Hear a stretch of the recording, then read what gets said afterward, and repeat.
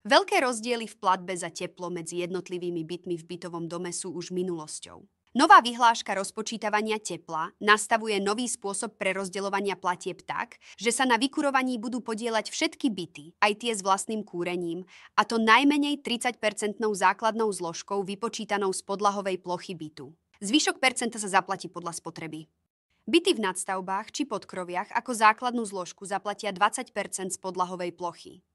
Rozdiel medzi platbami za teplo na jednotlivé byty nesmie byť väčší ako 2,5 násobok. Už teda nenastane situácia, že by váš sused platil za teplo 100 eur a vy 1000 eur.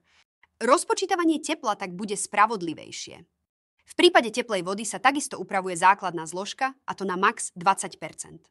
Táto suma zaisťuje hlavne náklady na neustálu cirkuláciu teplej vody bez ohľadu na spotrebu. Tento nový spôsob rozpočítavania tepla sa prejaví už v májovom vyúčtovaní.